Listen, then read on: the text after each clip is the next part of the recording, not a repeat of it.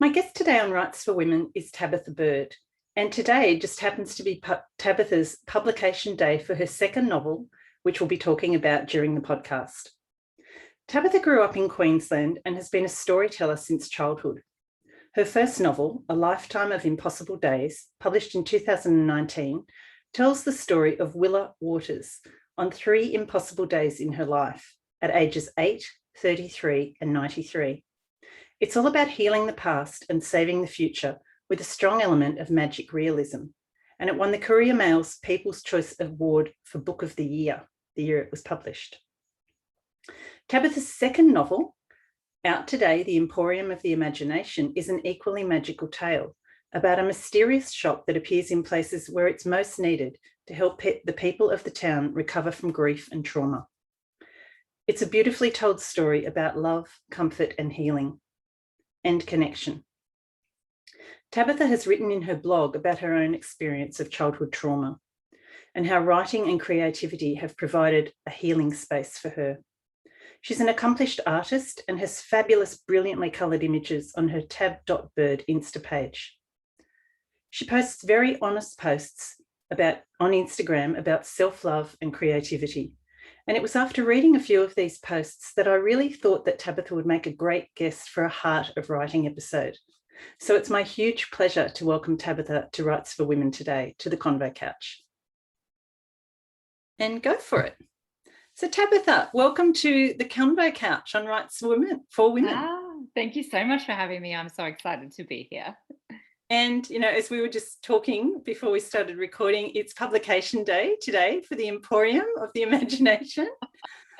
It is. She finally opens her doors. Oh, it's beautiful. It's just everything about this book is just so gorgeous. And I can't wait to talk to you about it, about the design, the story, everything that you've done around marketing it and producing it and getting it out into the world. It's just been fabulous to watch. So I'm really excited to talk to you about that. Sounds wonderful. So, Tab, I first came across you, well, obviously on social media, but particularly on your Instagram page. And a lot of your posts really struck me in terms of, your emphasis on creativity and just really coming from the heart, which is really why I've asked you to come on today for this Heart of Writing episode. So I gather from reading, your posts and reading your bio and things, story has always been really important to you. And I just wondered if you could start off by talking a little bit about that and where that love of story came from for you. So I think the love of story was something that was just inside me and something really natural. When I was younger, I used story really as a way to escape, in a way to just create this other world where I could live and I could be happy and I could just completely express myself, because I didn't really have that in my home life. So I would tell stories to my little sister and my chihuahua and really anybody who would give me the time of day. And so I think story became super important very young, just because of how powerful it was in my life and in the life of my little sister and our world. And then as I grew up, I kind of forgot about story, to be really honest, and threw myself into a teaching career. But in my early 30s, everything sort of came crashing down for me and I needed to deal with some past trauma. And it wasn't until I went into counselling that I had this incredibly gifted and very creative counsellor who said to me, what does the pain look like? And it was then that I was like, that is such an unusual question, because she didn't want to know what it felt like. Well, she did, but she was asking very specifically for me to use my imagination to describe pain and where I was at. And I think that was the first call that someone had given me back to my imagination in a very, very long time. And I started writing to her just a piece about a character called Beast, who was my pain. And that sort of blew up into this whole big story world that I was using to sort of sort through how I felt.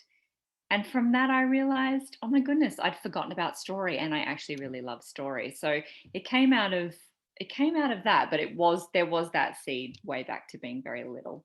Yeah. So how did you go from that point to then, writing? Well, I guess how did your writing journey then develop, and how did that end up at the publication stage for you? It's a really long road, as I'm sure most authors will tell you. But for me, For me, I needed to get out some very personal writing first, which shall never see the light of day and was really just for me.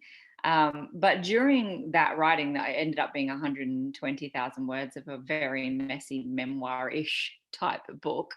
But my counselor saw my imagination and saw in me a talent for writing that I did not recognize and was so sheepish about it. I was like, oh no, I'm not writing. I'm just sending you this stuff. And she's like, well, you could have sent me anything. I mean, it could be art that you expressed yourself in. It could have been music. It could have been any number of things, but you chose writing. And that's quite a powerful choice and quite a specific choice. And when I really thought about it, I was like, yeah, she's really right. And eventually decided to own the fact that I wanted to write, that this was a dream and I wanted to write. So I put aside that first very personal piece of work and decided that, in fact, I really wanted to write something larger, I suppose, in my own experience, and also something that would tell the emotional truth, but would be fantastical and full of hope and full of joy. And so I began writing very early drafts of what would become a lifetime of impossible days. Fast forward 8 years. Writing, And writing, writing. yeah, lots of writing and lots of learning my craft. I entered that book into every conceivable competition for unpublished manuscripts that I could find. And I got a lot of feedback, and from that feedback rewrote it many times. I think there were 21 drafts in Wow. total of that book before it even went to Penguin and we redrafted. But I was very fortunate. I was with an academy called the Manuscript Academy, and they said to me that there was a new editor coming online, and would I like an opportunity to speak with this editor? And I was like, yeah, I would really love that. And that editor was Kimberly Atkins. And Kimberly said to me, just send me the first 10 pages and we'll have a chat about it, which I thought was fantastic. But I wasn't really expecting anything. I was really expecting her to say, that's nice, but here's all the things you need to fix. And when that didn't happen, she actually said, can you send the first 50 and then the first 100? Sorry, that's my puppy. Oh, look, some flowers just arriving. I know, that's my tribe coming home. Fantastic. Yeah. So, and so from there, Kimberly asked to see the whole thing, and the rest is history. We had an offer from Penguin not long after that. So it was, I was really blessed. And, I think it's just a testament to keeping those connections alive and well in your industry, and being yourself and really making sure those connections are as strong as they can be. Yeah. So how did it feel like when you knew that first book was going to be published after, coming from such a place where, you were using writing as a healing tool originally, and then sort of developing your confidence in your own writing skills and building it into a story, and like you say, all those edits, and then getting it to that stage where it was about to be published. How did that feel? Oh, I don't know if there's words for that feeling. I remember the email came in from Penguin and it had offer of publication in the subject line. And I just couldn't make myself open it. Eventually I opened it and I skim read it just to make sure that it wasn't some sort of trick, or they weren't saying, look, we would have loved to have offered you publication, but in fact. And no, it was an actual offer of publication. And I rang my husband, who lives with me, works not far away in town. And I said, you've got to come home. You've got to. And I was sobbing. I was like, you have to come home. And he's like, what's wrong? I was like, nothing's wrong. Please come home. And we got home and we just danced around the living room together like little kids. And I just think there was this, I kept checking it. I kept rereading it. Is that for real? So it was a pretty surreal moment, and just so much joy. And I think also it was a moment where I could finally whisper back to that little girl that I was and say, we made it. It was worth hanging in there, and something good came out of something that was not so good. So it was a really powerful moment for me. Yeah, it just gave me goosebumps listening to you talk about it. So I'm sure it must have been powerful to experience it. And so your books, Tab, the two that you've published, have this element of magic realism. Is that sort of label something that you were consciously working towards or writing about? So magic realism, maybe you could explain for anyone that's listening, might not be familiar, explain what it is, and then were you consciously writing that? Yeah, absolutely. So magical realism is a very unique and specific genre. It's not fantasy. It's not contemporary fiction. It falls right in the middle there. So the stories are set in the world that we know and live in. However, there is this fantastical twist. With fantasy, you cross over into a whole nother world and the stories are set in a whole other make-believe world. With magical realism, you stay in the world in which we know as reality, but there's this just something fantastical that happens. Yeah, that obviously couldn't happen, although, who knows? You never know. Yeah. But no, to answer your other question, no, I was not I didn't set out to write it. In fact, I didn't even know that's what I was writing. I actually had an opportunity for some feedback with a literary agent in the States. And she said to me, "Oh, so you're writing magical realism?" And I went, "Okay." And Google, what's magical realism? It was the first time I'd ever heard my work described like that. And I was like, "Oh my goodness, yeah, that is what I'm writing." And when I researched the genre more, I was like, "Well, there you go." But it came up out of me very naturally. I really Mm. just wanted that otherworldly twist to my writing, and I didn't realize that was a whole genre at the time I was working on the draft. So yeah, I was shocked, and then I was really happy. Yeah. So I was like, yeah, no, this is me. This is really authentically me, and this is very much what I'm absolutely obsessed with.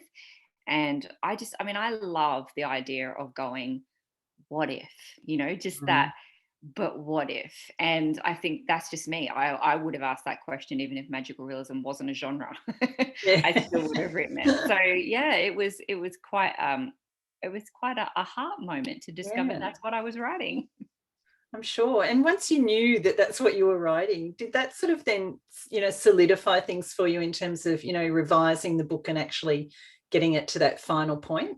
Yeah, absolutely. So then I was like, okay, well, I really need to learn about this because obviously there will be things that I don't know. And so there will be, plot holes and mistakes in my own work. And of course there was. And I think the biggest learning curve for me was really that magical realism asks the reader for their trust. It asks them to Mm. accept that the world in which we live in could be other than. And so it's a real privilege as a writer to reach your hand out through your work and say, "Want to come with me?" And the responsibility then for the writer is to make sure that trust is maintained. And by that I mean, when you set up the magic, whatever it is that you set up in the work, it then needs to be consistent and follow its own rules. So whatever it is that you introduce, you can't just randomly change that 6 chapters in because it suits your plot or Mm. it solves Yeah. an issue in the work. So that was a real learning curve for me to make sure that the magic made sense and that the reader understood how it worked without me having to do a whole big info dump on how it actually worked. That through the narrative that the reader could understand how it worked, and then that the reader could trust that magic. It's going to be that way through the whole book, and I won't just randomly change that on you because I feel like it. And in that way, I'm asking readers to let go, and I'm asking readers to trust me, and I'm asking them to enter the world in which I've imagined. Mm. Yeah, that's really interesting. I'm in the middle of the Emporium now, and I'm not usually a reader of magic realism, but I love that idea of just different possibilities, and what, like you say, what if, and what if this did happen, or what if this could happen. And Yeah. it's really interesting to see the way you've used different elements to create that world. Thank you. Yeah, and it's interesting you say that because so many people who have read my work are like, I would never have picked this up if I had have known that this is exactly what the genre was, or I'm not a fantasy reader, or I don't really like otherworldliness in my work, and I usually read contemporary or whatever. And so I take that as an extreme compliment because I really did want the work to feel real, to really Mm. feel as if this was a world that was possible. It's not so far out there that you couldn't lose yourself in it. And yeah, so I just say thank you to you and all those readers out there who have trusted me and gone, ooh, let's see what Tab made up.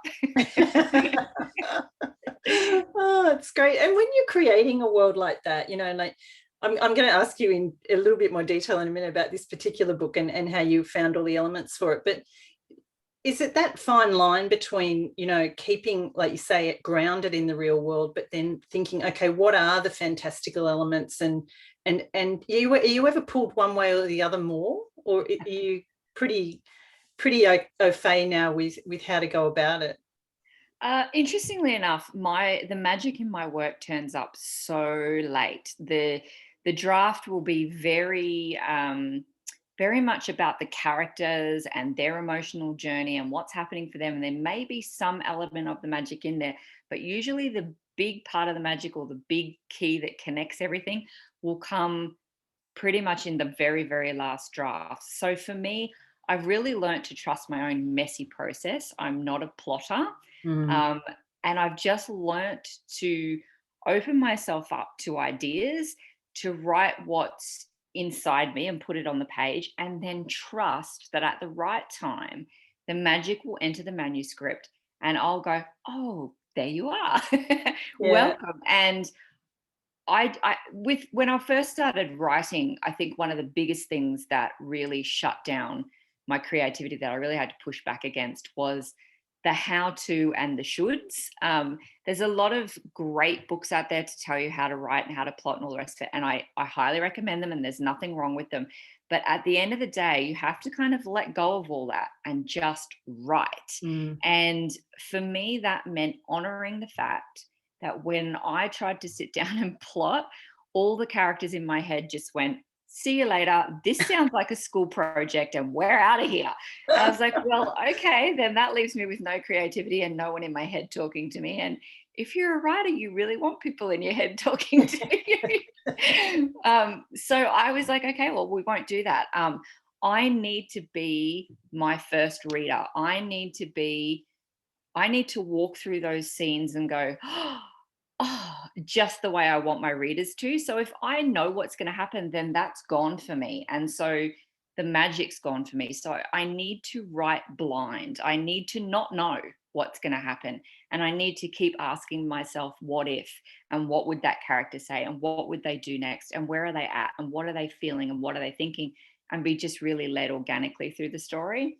Doesn't work for every writer, but it certainly works for me. And I think that's a big thing. You should, trust your own process. Yeah, and it is about all, like you say, there's so much stuff out there, and it is really good to brush your skills up and hone your skills that way. But then it's all about trust, isn't it? And trusting your own process and finding what that process is for you, not being swayed too much by what other people are doing. Exactly. And just finding out how do you sound when you show up on the page. What does your voice actually sound like in writing when you show up on the page? And if you're constantly trying to emulate somebody else or emulate a certain should, that's going to be really hard. And I think that's where a lot of blockages come for writers, is that they're like, oh, but I don't sound the way in which I think I should sound, or my work isn't coming out the way in which I think it should. And so then we lose the uniqueness of people's voices, and that's the power of story. My stories don't sound like anyone else's, and I don't think other people's stories sound like mine. And that's the beauty. That's the beauty of putting out a book, that it's unique. Yeah, for sure. Was there a turning point for you, Tab, where that clicked? Yeah, it really did. There were a lot of tears. And one night I said to my husband, that's it. I can't write. I'm terrible at this. I cannot plot, and I'm just awful at it. And he said to me, well, I don't understand why you keep trying to do it that way then, if you hate it so much and it's not working. And I said, because all the real writers do it this way, and I want to be a real writer.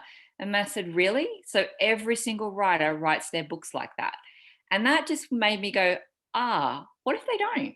What if that isn't even actually true? What if lots of writers have lots of different processes? And so I started reading a lot of blogs and a lot of articles, and, listening to other writers. And I finally figured out, actually, everybody's got their own way of doing this. There is no right way. So it really was a let go moment for me. And as soon as I let go, my writing just flourished on the page. And I was like, oh, there you are, Tab. That's what you sound like. Let's go, girl.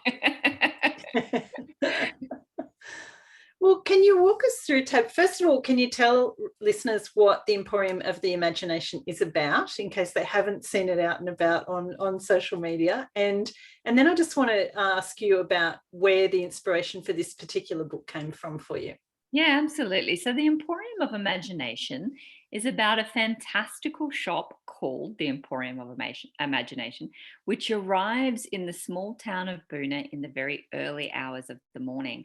And this shop offers people, anybody, an opportunity to have one last phone call with a lost loved one. It also sells all manner of vintage wares that are heavily dusted with magic. And if you go into the shop and you find the magic or the thing that most attracts you, whatever that item is, and you pick it up, that will have some connection for you to something you've lost, be that a person or a lost opportunity or a lost dream. So that's the book in a nutshell. That's the magic in a nutshell. And of course, there's a custodian called Erlitage, and Erlitage has a few problems. The first of which is that he's disappearing and he needs to find a new custodian for the shop. So that kind of sets up the little bit of the drama in the book. And so for me, I guess the Emporium, it wasn't the shop that first hit me. It was really Enoch, the youngest character in the book, who's 10. He was the one, his voice came through so clearly for me. And he had so much to say about loss and about grief. And he was grieving the loss of his dad who had passed, but there was all this guilt for him in that, because he felt like in some way he'd been a part of, the fact that his dad was no longer with him anymore. And I won't tell you too much, so I don't want to spoil Yeah, no spoilers. story. No. Yeah. So that sort of came to me first. I think I always connect with the characters' emotional journeys first and write that. And then just one day randomly, I happened to open an email from Atlas Obscura, and it's just a website that sends you articles about weird and wonderful things that are happening around the world. And I, as a writer, there's just no greater food for my imagination than that kind of thing. So I clicked on an article that was titled The Wind Phone. And I was like, what is a wind phone? And it happened to be this Japanese gardener who had built himself a telephone booth in his garden. And he put inside the telephone booth a disconnected rotary phone. And he used that rotary phone to talk to his cousin who had died the year previously and just tell his cousin how he was feeling. And I guess, he says that his grief was then carried on the wind, hence the wind phone. And then in 2011, of course, the tsunami hit the Japanese coastline, and his village, I think, lost about 10% of the population, which was massive. So there were lots of people who had lost loved ones. And so he opened up that telephone booth to the public. And so people were traveling from all over Japan and now from all over the world to go to that phone booth and have a conversation with a lost loved one. Now, obviously, it's not, that it's not connected and you're not actually talking to somebody. But I was struck with two things. One, how amazing is the human imagination and the power of the human imagination to heal what hurts us, and how these people were using their imagination to actually heal their own wounds. And second thing that struck me was, so what if there was a phone that could actually connect you to a lost loved one? What would you say? How would that look? And how would that play out in a book? And I was like, oh, that's what the Emporium needs. And so those phones came to be within the Emporium. And then as I was writing the book, my own grandmother was diagnosed with cancer in 2019. And sadly, in 2020, April 2020, we lost her to cancer. And so then the book became incredibly personal and became a way for me to really, I guess, explore grief, but more than that, to explore the hope and the connection that can be found, and just how beautiful community can be during that. So the book is essentially really joyful and hopeful, even though it does deal with loss. So that's kind of how it all came together for me. And yeah, I could never have planned that at the beginning. So I feel like that book found me. Yeah. Oh, I love that came from a true story. I never would have thought that. That's fantastic. Yeah, it's quite magical. Yeah, fantastical. Exactly. Yeah, good old Japanese gardener who I'll forever be grateful for. Mr. Aturu is his name, and I hope I'm saying that correctly. But all credit to him for his phone. But how great that you can just find a little snippet like that in something, and it can just spark a whole, you already had the idea for the Emporium, but it just added that whole other layer to the story. It did. It did. And I'm always open to that. Like as I'm creating, I sort of have a pact with the universe where I'm like, I'm open to your ideas, get involved. I don't want to do this on my own. And I always trust that sort of something other than me or greater than me, whatever you want to call that, sort of just pops things in my life at the right times, that things like that article, I almost wasn't surprised when I found it. I was like, oh, and there you go, you know. And Yeah. so things do just sort of find you. I think when you open yourself up to anything finding you at the right time and just believe and trust that things will find you at the right time, they tend to. So yeah, that article was a bit of, yeah, serendipity, I suppose. Is that how you would describe that? I don't know. Yeah, definitely. Yeah. So I'm just interested in your process then, Tab. So you started with, you said the idea of Enoch or the character of Enoch and started to write the story from there. When you're drafting, are you sort of sitting down every day and spending hours on your writing, or how does that whole drafting process work for you?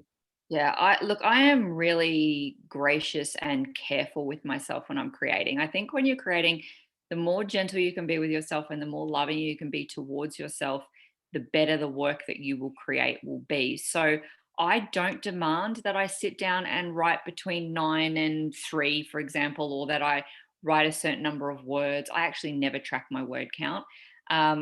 Because for me, that would feel harsh and that would feel pressing, and that would also feel like an assignment. And once again, for me, then the play space would be gone. And for me, writing needs to be play. It needs to be magic. It needs to be full of and oh, and all those moments so that the reader has an opportunity to feel that as well. So, no, I never do. I usually sit down and make connection with my book at least a couple of times a week, even if it's just reading over it or thinking about it. But I think most of my writing actually happens away from the computer. I think a lot of my writing happens when I'm gardening, when I'm just living life, and suddenly something will come and I'm like, that needs to go in the book. And so I'll sit down and I'll put it in. So some days I might write 5 or 6 thousand words, and then I may not touch it for another 3 or 4 days until it organically feels right to come back to it. And I think the more I've learned to love myself and respect myself, the more careful and gentle I am with my creative process and making sure that I nourish that and that I protect that as well. Mm. So I don't have a harsh, regimented process around writing. Not that for other people that may not be, that may be kind for other people. They may really need that and that may be how they flourish. But I've just learnt about myself that that's just not how I flourish. So I don't sit down and write at any particular time, but I do make sure I maintain just that connection with my book in some way. Yeah, really important. And were you writing to a deadline for Emporium or? Yeah, so a magical thing happens after you have a first book published, and that's called you have automatic publisher interest in everything else that comes after. So Beverly Cousins from Penguin, who is an amazingly talented human being, was of course asking, what else are you writing? What else are you doing? And I had this little thing. The Emporium was something that started a long time, even before it became the Emporium, as just a way to entertain myself. And it was a very different story. Some of the characters were there, but it was a very different story. So I knew I had something. So I pitched those first 3 chapters, and Penguin, bless them, actually bought the book on those first 3 chapters, and I didn't have the rest of the book. So then you're on a deadline. And so then I had agreed that I would hand in the rest of the book. I think I said 6 weeks, 6 or 8 weeks to hand in the entire book. Oh, what? So that made me really sit down, and I think I just at that stage really start honing the creativity and really start, I guess, getting in the flow of it. But I know that I can produce work in that time. I never agree to any deadlines that feel so tight that I wouldn't be able to breathe. And so it was, it was fine. I was able to produce it. But yes, once you sign that contract, people want things at certain times. But I don't find that a problem. Deadlines are not a problem as long as I give myself padded extra time to make sure. I'd rather hand it in early and be like, oh, isn't she a wonderful writer, handing it in early, when really that's just when I knew I could get it done by just a few extra weeks. Method to the madness. I love that.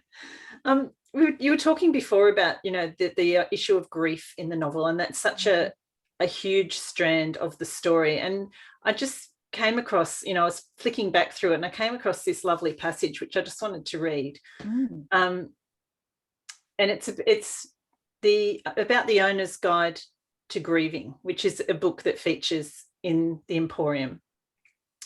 And it says, in every town, the owner's guide to grieving starts a new book, blank pages that the townsfolk fill with their hearts. Of course, not everyone writes in the book. Sometimes it's enough for people to read the other entries. More than once, it has been the difference between loneliness and connection. Erlitage is well aware of how poorly most Western societies deal with loss. For some people, the book is the first time they've really been able to talk about their feelings. A blank page is often the perfect friend, one with open arms and no judgment. I absolutely love that, and particularly those last couple of lines. And it really struck me about, well, two things really through that. This idea of books being, books in general, connecting people, but also this issue of grief, and particularly in Western society, and how it's such a silent thing that is often just not talked about at all. And I love in the story that the book and everything that goes on in the Emporium gives people the chance to talk about it, like those people in Japan talking on the phone to their dead loved ones. Yeah, I think it's really sad that I don't know about other cultures, but I do find within Western culture that once we've had the funeral, once there's that sort of couple of weeks after where people might be bringing food, or people might be making a phone call or sending you a text message, it quickly dies off. And within 2 to 3 weeks, you're back to sort of normal, but your normal has changed forever, and I experienced a great deal of loneliness in that. But what I think I was surprised to find is how many people did want to connect, but didn't connect for fear of saying something wrong, for fear of in some way maybe talking about it and then you didn't want to talk about it, and then just this uncomfortableness around it, as if there was a right and a wrong way to go about it. And I was really shocked by that, because I was like, when we're so scared to reach out to each other, and so scared to get it wrong or right, then what we do is we say nothing. And then that person is left even more alone than they already were because of the loss of whoever it is that has passed on. So I was deeply interested in how it is that we might do that better, and the power of that connection, I suppose, to bring hope and joy. And also just looking at grief in a slightly different way, as something that we might sort of hold close and almost cherish, because to grieve means that we have loved. If there's no love, then you don't grieve. You don't grieve for something you didn't love. If you lose something and you're glad to lose it because you hated it or you didn't have any connection with it, you don't experience grief. So we only experience grief when we have lost something precious or someone precious. And therefore, it's not an ugly taboo thing. It's a precious thing, and we can connect in that. And whether or not you've lost a grandmother or not, everybody knows what it's like to lose something or someone. So on every level, everybody has the opportunity to connect to loss, even if it's not specifically that other person's loss. We do have the opportunity to still reach out and go, look, I may not know how it is for you, but I understand what it means to lose. And I'm here and I want to listen and I want to talk. So yeah, I think that's why I started that book within a book with the owner's guide to grieving, because there's just so many of us that just don't talk about it. We don't ourselves talk about it, and we don't reach out to others. And I wanted to just show that perhaps there could be another way. Yeah, I love that. I love that idea of connection and keeping the person alive almost, their memory alive by connecting and by talking about them. Exactly. And just how normal and natural that can be. Like I talk to my grandmother all the time, and I like to think that in some way she can hear and she can be a part of that. And you're right, it just keeps that connection alive, and also just gives me a way to continually honor that loss in Yeah. my life and honor her and her memory. Yeah, I think Trent Dalton said something similar. I heard him talking about, all our shimmering skies, and the idea that he used to talk to his dead father and, up in the sky type thing. And that's where the idea for that came from. And, I think a lot of people can relate to that. So was that, I oh, agree. sorry, yeah, go. No, I completely agree with you. And I think that's why it's not so strange when you hear about a phone where you could talk to a lost loved one, because I think we all do it in some way, shape, or form. And so I think readers can go, oh, yeah, no, I could make that leap because I am actually already connecting in some way, or I would Yeah. like to, or yeah, sorry, what were you going to say? Yeah, no, I can't remember what I was going to say, but I'm sure it'll come back to me. I know what I was going to say. It's my next question. So, did you find, you're obviously writing from a very authentic place yourself and dealing with, grief and loss as well. So, did you find that writing the story was quite healing for you? Yeah, I did. I found that grief is a complicated thing. It's not just missing somebody or remembering somebody and loving them. There was for me initially a lot of guilt associated with the grieving because we watched my grandmother pass over about an 18-month period. So it's really a living grief. You know that she's not going to Mm, get better. You know that this will eventually take her life. And of course, I wanted her to stay with me forever. However, as things progressed, I actually didn't want her to yeah. stay. I really wanted her to go. And that was two pronged. One, I really wanted her to not be in any pain and suffering anymore. And I wanted her just to be able to leave this world before that got any worse. But the other thing, and the place where there's some guilt, is where you just want an end to your own pain. You know, that constant being there and that constant watching and that constant waiting and will it be now and what if, and that made me feel guilty because I was like, how am I awful for wanting her to go just because I just want this to be over? And Mm, I realized there's nothing more human in this world than wanting your own pain to end. That is such a human, beautiful, innocent thing to want. yeah. And in fact, there is no guilt in that. That we can love someone and we can want to hold them, and we can also desperately want them to go. And so that sort of wove itself in the book, and I began to explore the dynamics of that through the characters who were also struggling with that same duality. Mm, And that's the thing, emotion isn't black and white. Emotion is all shades of color, and grief is all shades of color, from happiness and happy memories to, you know, really feeling quite closed in, and that guilt. And I wanted to talk about it because I wondered, did other people feel this? Were other people quiet about this and feeling ashamed of this, when in fact, I don't think that we need to feel ashamed of that. mm. So I wanted to talk about it. Yeah, I think it's really good to explore all those, connected issues. Like you say, grief is not just one single emotion. There's all those things around it. So That's it, exactly. yeah, and that really comes through in the book itself. So the other angle I wanted to look at, Tab, with you is putting the book out into the world. It's been sort of coming for a while now. I can't remember how long ago you sort of started to put, images and things out, but it's had the most amazing sort of publicity campaign with these beautiful gifts that you sent to readers and to other writers and things. Can you talk about a little bit about that and where that idea came from? Yeah, I'd love to. So I was really surprised and genuinely happy when I discovered that all marketing is connection. It's simply a conversation between you and your reader.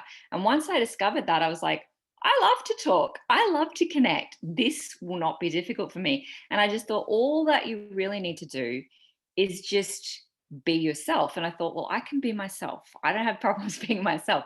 And if that's all it takes, then I can do that. And so I tapped in to the fact that I love to create. I'm a very creative person, and I could see the Emporium in my head, and I wanted to give a little bit of that to everybody in as many ways as I could. So the idea for the Emporium boxes came out of that, and I actually just pitched it to Penguin and asked, would it be all right with them if I sent, a group of people a box as if it had come from the Emporium with vintage gifts inside, and also, the arc of the book. And Penguin were like, well, yeah, not only would that be okay, but we will definitely put dollars behind that. That's an amazing idea. And then I just realized that my book was full of unique things and unique little what ifs that I could automatically share with people. So there were the ladybirds, there were the ladybird lollipops. There were so many things that I could draw out of the book. But I will also give you just a little secret. While I was writing it, it did occur to me that people want to be involved in the process. And so I started writing into the book vintage items that I had actually found and purchased on eBay, because I was like, these will then be so fantastic in the marketing, and I will have already written it into the book. So the book informed my life and my life informed the book, and they sort of crossed over. And I just realized that if I'm going to be the creator of it, I can almost write in my marketing, if you know what I'm saying. So I started thinking about, what will I easily be able to find? Ladybirds. Ladybirds in themselves are so magical. That's going to go in the book. So the ladybird lollipops turned up in the book, and just little things like that. But then the marketing it flowed out of that. So it flowed out of just who I was, and just my genuine interest in involving readers. And I start talking about my books the minute I get an idea for a new one. I've already started subtly talking about the third one that I'm writing, and my readers love to get involved. The readers actually voted for the color of the door in the Emporium, and they decided on green. I had in my head red, but they were overwhelmingly passionate about it being green. So I was like, you know what? The readers have spoken. That's amazing. So I love it. I love So, it. It's this whole world that you're creating. It's not let just people in. Marketing words on a page. So I let them in, and I developed when I realized there was going to be a cat in the book.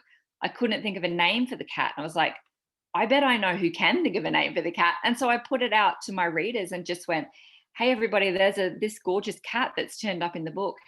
Tell me about your cats. What are their personalities like? And what would you name the cat in this book? So my readers came up with the name Pickled Onions. And there is a real life Pickled Onions. And there is a real life cat that really does bring little gifts to its owner. And I just thought that was magical. And so that went in the book too. So all of that is marketing, but it's very organic, and it's really just natural conversations, and nobody feels like a book is being shoved in their face. They're just along for the ride. And I loved it. I was having fun with it, and other people joined in the fun. It was amazing. I don't think I've ever seen a marketing campaign like it. I loved it. But how are you reaching your readers then? Are you reaching them through social media, newsletters? What are your methods of connecting with your readers? Yeah, for me, I find Facebook and Instagram are the most powerful for connecting with readers. There's a really different readership on Facebook and a very different readership on Instagram, and not often do those two cross. And both those forums lead themselves to different things.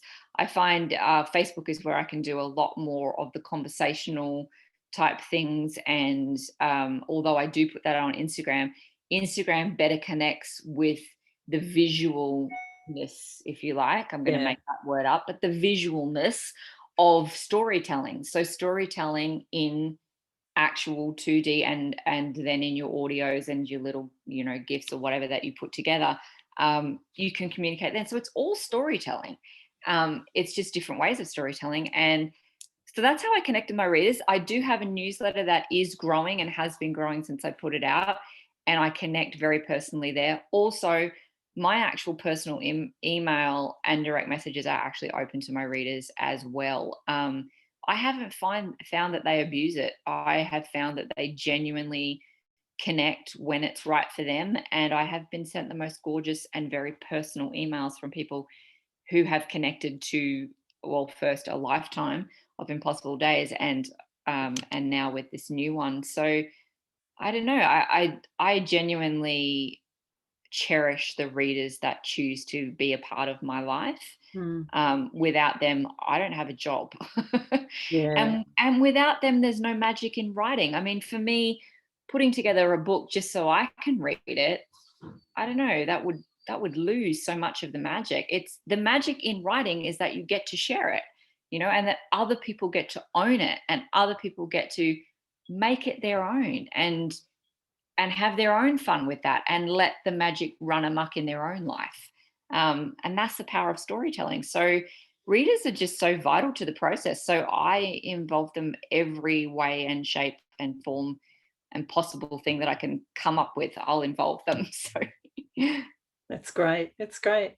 And I know that the Emporium went to a second print before today, so before publication day. Were you surprised by that? I was very happily surprised by that. We had certainly learnt a lot from my husband and I. We'd learnt a lot from putting out A Lifetime of Impossible Days. Of course, traditional publishers will put marketing dollars behind the book, but more and more authors are being asked to step up to that plate. Now, they don't have to. It's not written into your contract that you have to.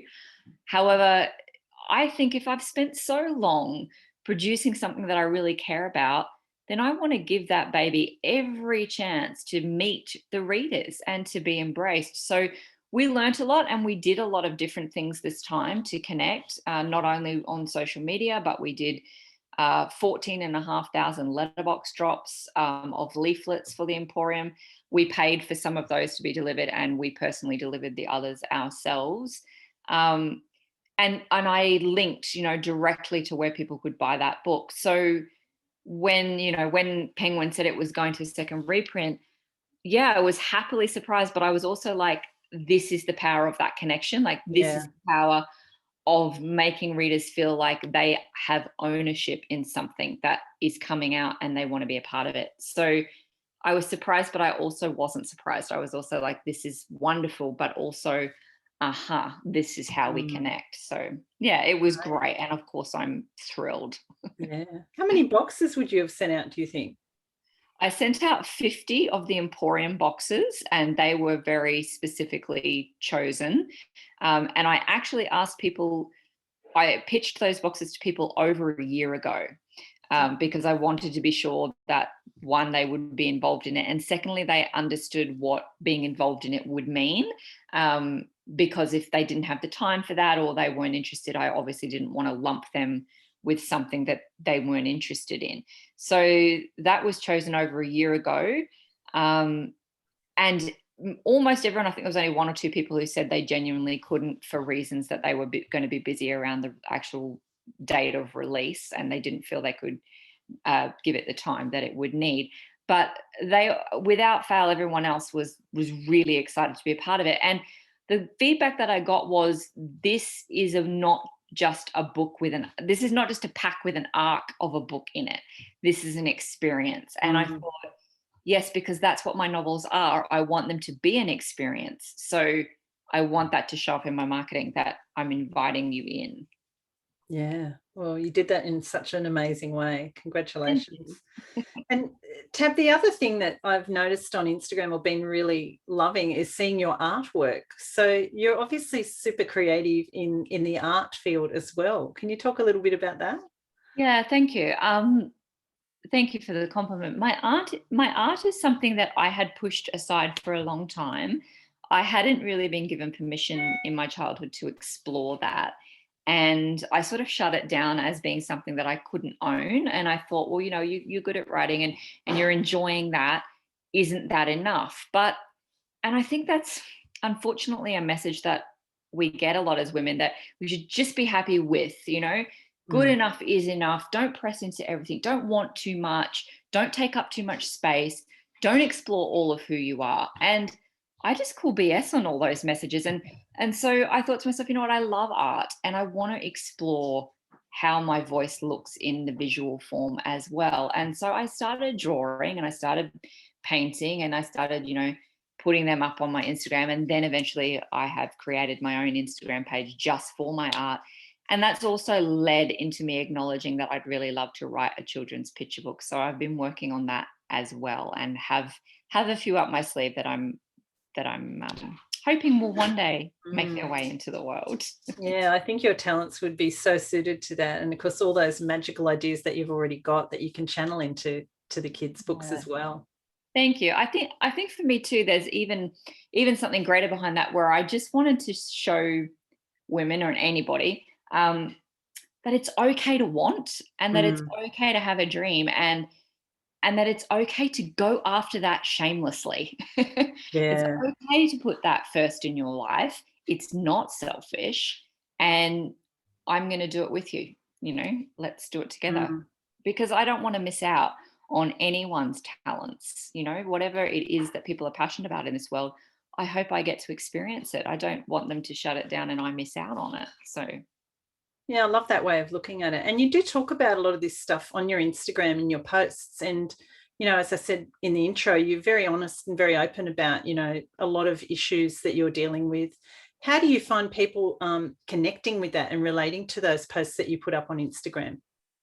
yeah, I was really surprised when I first started putting out myself, putting myself Mm, out there, of how well received that was. And just how much other people wanted, almost wanted, permission is the wrong word, but I guess a space in which they felt safe to connect with, and they felt safe to go, yeah, me too. And so people have really connected with not so much what I'm doing, although they have connected with that. What has been more of a privilege is watching people connect with what they're good at, with watching people connect with a lifetime of impossible days. So many people messaged me and just said for the first time ever they connected with the little girl that they once were, mm, and they asked that little child, what did you want? Who were you before the world told you who you're supposed to be? And all of a sudden I was just flooded with beautiful messages of how many people actually took that story and asked the same questions to themselves and sat down with their own little girl or little boy and went, who are we again? What did we want? What are you excited about? What do you look at in my adult life and go, that's not who we wanted to be? Have you mm. forgotten about all the joy and the fun and the play? And we liked this and this and this and this. So that was more the privilege. Yeah, it's a great privilege to be honest and put yourself out there, but it's far better when other people feel that they can do the same. Yeah, yeah. And just we're nearly there, Tab. I'm Yeah. just No, you're keeping right. of questions to ask you, but you mentioned before, because I come from a teaching background as well, and you mentioned that you were a teacher. How do you feel about the sort of formal education system and what happens to our creativity as part when we're in there? Yeah, yeah, I have strong feelings about that. So I was always a prep teacher. I liked the younger grades because I felt like they were the grades in which no one was so worried about their, scores. Mm, we weren't, there wasn't as much pressure in the prep years to teach to a test or make sure you hit this or make sure you hit that. There was a little bit more leeway for me to encourage their imagination and share my own imagination. I left the teaching game quite some years ago, and unfortunately, since then, I think that we expect a lot from children. I think even just the nature of going into a classroom with four walls and sitting down, and a lot of the learning being fairly sit, listen, mm, and not interactive loses a lot of children, and particularly boys. I know that's quite stereotypical, but I do think, I've got three sons myself. So I've seen how much they need to process the world by being really physical with the world, really hands on with their mm, learning. And unfortunately, it's not teachers' fault. I don't think they have got a lot of opportunity. They either don't have the resources for it, or they don't have the time because of how much of the curriculum they have to push through and how fast they have to push through it. And so children's imaginations and play, I don't think there is the amount of space for that there perhaps once was. And parents are busy, so children are going home to busy households and potentially multiple afternoon or after school activities. So where is that time to be bored?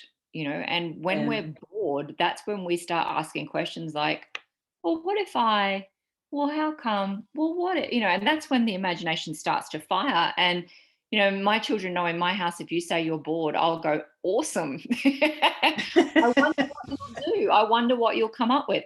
So my kids never tell me that anymore because they know that that's how it'll be greeted.